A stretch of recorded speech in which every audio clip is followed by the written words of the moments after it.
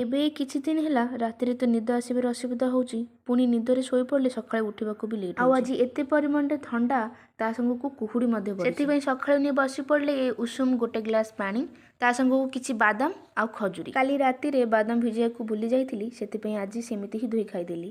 ଏଇ ଖଜୁରୀଟା ସେ ନଭେମ୍ବରରେ ଆଣିଥିଲେ, ଯେହେତୁ ଆଗ ଖଜୁରୀ ଥିଲା ସେଥିପାଇଁ ଏଇଟାକୁ ବାହାର କରିନଥିଲି।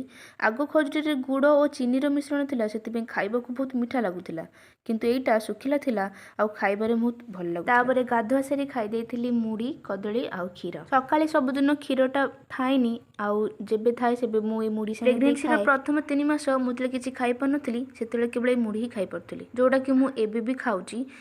ସକାଳର ଖିଆ ସାରିଲା ପରେ ମୁଁ ତାପରେ ନେଇନେଇଥିଲି ଗୋଟେ ଆଇରନ୍ର ଟ୍ୟାବଲେଟ୍, ତାପରେ ଦ୍ୱିପହର ଖାଇବା ପରେ ନେଇନେଇଥିଲି କ୍ୟାଲସିୟମର। ତାପରେ ବାବା ନେଇ ବାହାରି ପଡ଼ିଥିଲେ ଧାନ କୁଟିବା ପାଇଁ। ଗତଥର ଯେଉଁ ଧାନ ଚାଉଳ ହେଇଥିଲା ସେ ଚାଉଳ ଆମେ ଏବେ ବି ଖାଉଛୁ। ଏଇ ଧାନ ଆଗାମୀ ବର୍ଷ ପାଇଁ ଚାଉଳ ହେଇକି ରହିବ। ଏବେ ସନ୍ଧ୍ୟା ହେଲେ ବାହାର କିଛି ଖାଇବାକୁ ତ ବହୁତ ଇଚ୍ଛା ହୁଏ, କିନ୍ତୁ ବାହାରର ସବୁ କିଛି ତ ମୁଁ ଖାଇପାରିବିନି, ସେଥିପାଇଁ ଘରେ କିଛି ନା କିଛି ଗୋଟେ ମୁଁ ତିଆରି କରିକି ଏବେ ବି ମନେ ଅଛି, ମୁଁ ଯେତେବେଳେ 7 ମାସରେ 2ଟା ସିଙ୍ଗଡ଼ା ଖାଇ ଦେଇଥିଲି, ସେଥିରେ ମୋତେ ପ୍ରବଳ ଗ୍ୟାସ୍ ସାଙ୍ଗରେ ବାନ୍ତି ବି ହେଇଥିଲା। ସେଥିପାଇଁ ମୁଁ ଚେଷ୍ଟା କରେ ବାହାରର ଖାଇବା ଟିକେ ହେଲେ ବି କମ୍ ଖାଇବା ପାଇଁ, କିନ୍ତୁ ମଝିରେ ମୁଁ ଗୁପଚୁପ୍ଟା ଖାଇ ଆଜି ରାତିରେ ଏଇଟା ଖାଇଲା ପରେ ପେଟରେ ଆଉ ଜାଗା ନଥିଲା, ସେଥିପାଇଁ ବାସ୍ ଗୋଟେ ଗ୍ଲାସ୍ କ୍ଷୀର ପିଇକି ଶୋଇପଡ଼ିଲି। ଆଜିର ଭିଡ଼ିଓଟା ଏଇଠି ରଖିଲି, ଦେଖା ହବ ପୁଣି। ଜୟ ଶ୍ରୀ ଜଗନ୍ନାଥ।